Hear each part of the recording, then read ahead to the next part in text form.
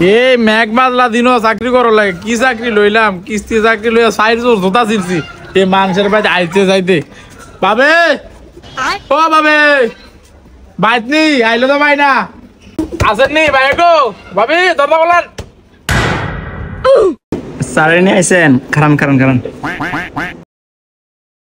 আইন স্যার।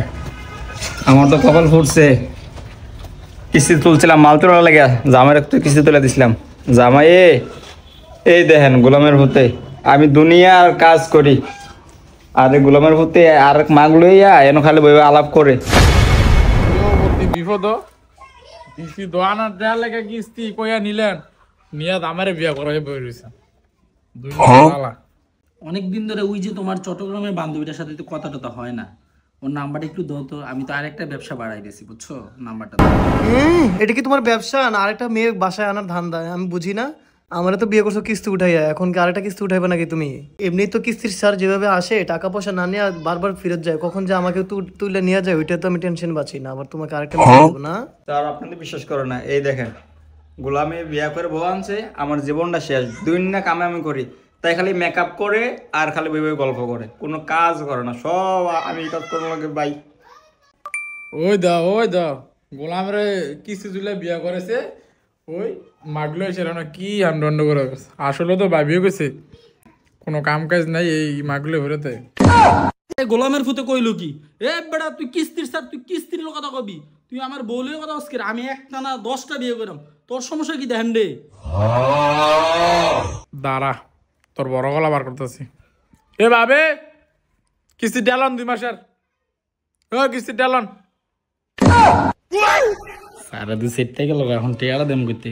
আরে স্যার আপনি ইয়া করেন না, রাগ করেন না, বন ওই তুই যা চাল হইয়া স্যার লেগে। স্যার আপনি একটু চাইতেন না চাটা খান। চাটা লাগতো না, আমার টেহা নিতাম আছে কিস্তির টেহা নিতাম আছে, কিস্তির টেহা দেন। আমার চাকরি এমনি টানাটানি মেজে আছে, আপনার চা আপনি খান, আমার কিস্তির টেহা ব্যবস্থা করেন। আমি টাকা দিব কেন? যে বিয়ে করছে হে টাকা দিব। টেহা আপনি তুলছেন, এটা আপনার ব্যক্তিগত ব্যাপার, আপনার দামের 10 টাকা করেন, এটা আমার দেওয়ার বিষয়। আমার কিস্তির টেহা নিন, আমার কিস্তির টেহা দেন। এই শোনো, আমার এই অপমান সহ্য হচ্ছে না, তুমি স্যারের কিস্তিটা দিয়ে দাও। আলো তাই কইলো কিতা, টেয়া কি তোর আব্বাই দিব? তোর বাপে তুই যে বিয়া করছো তখন পর্যন্ত তোর বাপে 10টা টাকা দিছি না আমারে, কিস্তি টাকাটা দিয়ে দিতাম। তোরে বিয়ে করে আমার শেষ জিন্দিগিটা শেষ। তোর লিপস্টিক লাগে, সুনু লাগে, এই লাগে হে লাগে, তোর দিছি মাসে 10,000 টাকা লাগে। তোর বিয়ে না করলে আমি একটু দিনে আমার সুরান মোড়ে একটু ভালো ছিল, কাম করে না খাওয়ায় যখন যেটা লাগে এটা বাপের বাড়ি তো ফিটা টিটা দিলে 200-300 টাকা আইনা দেয়। তুই তো তোর বাপের বাড়িতে এটাও আনোস না।